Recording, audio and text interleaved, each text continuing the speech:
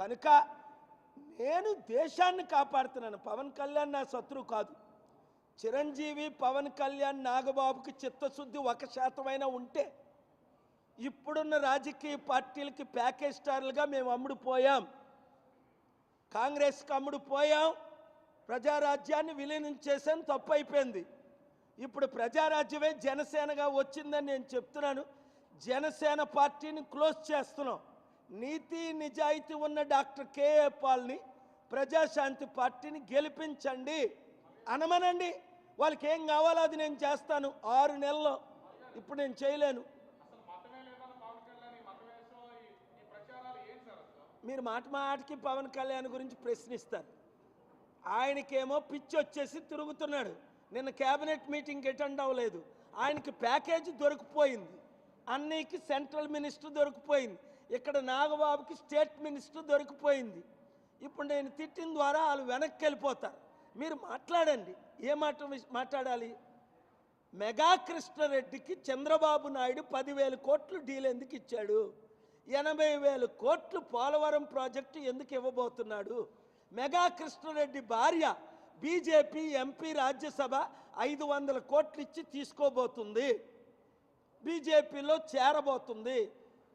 ఈ మెగా కృష్ణారెడ్డికి వచ్చిన అవినీతి లక్షల కోట్లు రాజకీయ పార్టీలకి 1000 కోట్లు ఇస్తున్నది రుజువులు నేను పెట్టాను.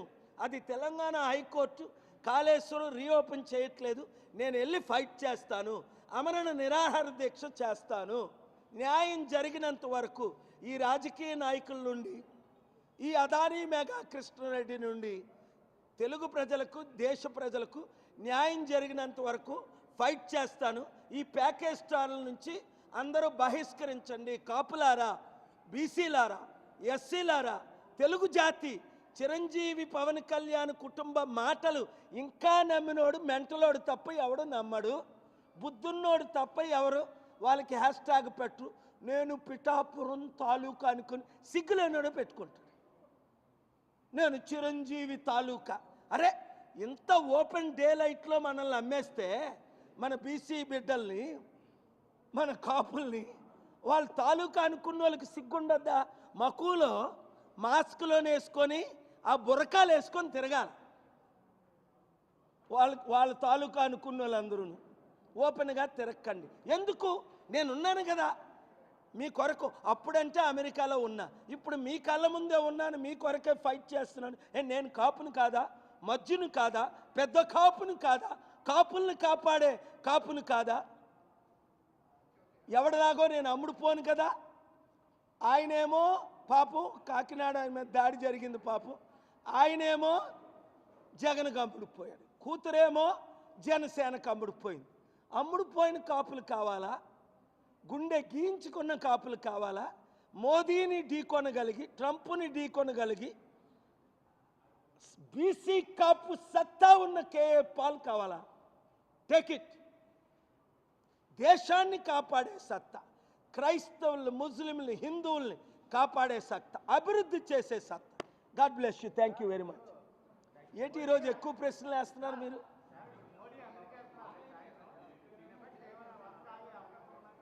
Modi's Prime Minister Modi American visit is a failure. Totally Modi should resign and give the position Prime Ministership to Honorable Home Minister Amit Shah. Courageously he can fight. Modi is 75 years old. As per the RSS BJP rules, Modi should not continue as a Prime Minister one more day. Modi miserably failed, not openly condemning